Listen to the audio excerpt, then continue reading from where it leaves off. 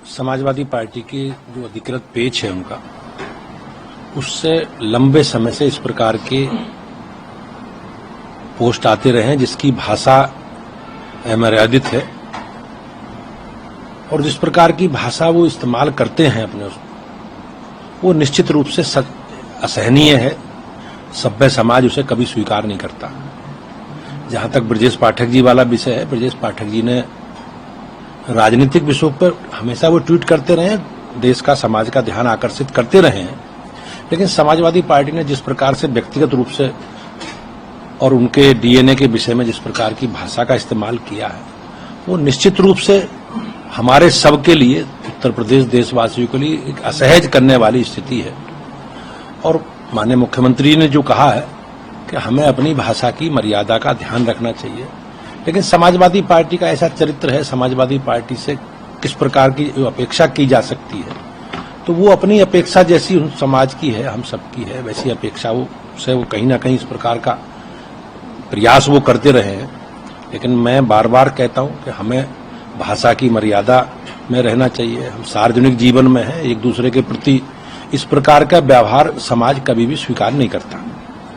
Sir, अभी account पे post किया है, खाली बैठे लोग बात आगे बढ़ाते हैं, काम करने वाले आगे बढ़ जाते हैं। बिना ब्रजेश पाठक का नाम लिए तो कि कहा कि आप अपने परिपक्व बनिए, अपनी बातों को आगे रखिए और अपने विभाग को आगे बढ़ाइए, ना कि ये। और जिस सरकार जो अभी की सत्ताधीश है, ना वो आपके समाज को और ना ही आपको भाते हैं, इसलिए आप अपना मामला तय करिए, क्योंकि आपके समाज को आज के सत्ताधीश नहीं मानते हैं।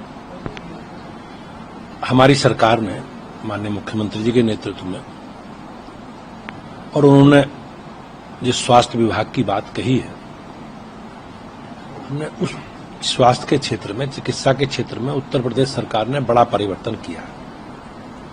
आज से 8 साल पहले कितने मेडिकल कॉलेज उत्तर प्रदेश में थे, आज कितने मेडिकल कॉलेज हैं। और चाहे डिस्ट्रिक्ट हॉस्पिटल हो या पीएचसी हो, सीएचसी हो, स्वास्थ्य के क्षेत्र में सरकार ने, चाहे कोरोना से जुड़ी वैश्विक महामारी हो, हमारी सरकार ने बहुत अच्छा प्रदर्शन स्वास्थ्य विभाग ने किया है। और माननीय मुख्यमंत्री जी के नेतृत्व में सभी विभागों ने, हमारी सरकार ने, जो हमारे संकल्प है, आप भाजपा के घोषणा पत्रों को उठा के देखो, हमने उन सारे विषयों पर माननीय मुख्यमंत्री जी के नेतृत्व में उन सब विषयों को पूरा किया।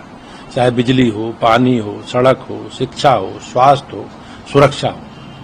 अखिलेश जी को अपनी सरकारों के, अपने कालखंड के जब समाजवादी पार्टी को राज्य का नेतृत्व करने का अवसर मिला है, तो उनकी भी जरा समीक्षा करनी चाहिए किस प्रकार की परिस्थिति का निर्माण उन्होंने कराया।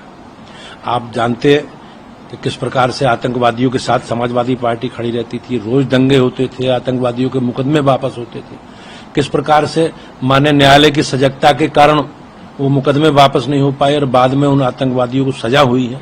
तो ये समाजवादी पार्टी का चरित्र है और उन सब विषयों से सरकार, समाजवादी पार्टी ध्यान भटकाना चाहती है।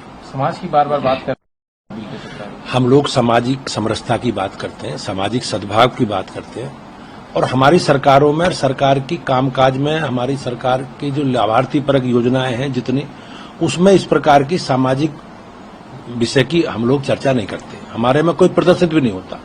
लेकिन जो जिस प्रकार से उन्होंने ब्रजेश पाठक जी को लांछित किया है, और वो उनका स्वभाव है। समाजवादी पार्टी ने, आपने देखा होगा, दलितों को लेकर, महिलाओं को लेकर, सेना के लोगों को लेकर, और जिस समाज की ब्रजेश पाठक जी जिस समाज से आते हैं, उस समाज के बारे में जो उनकी टिप्पणी रही है, वो जग जाए।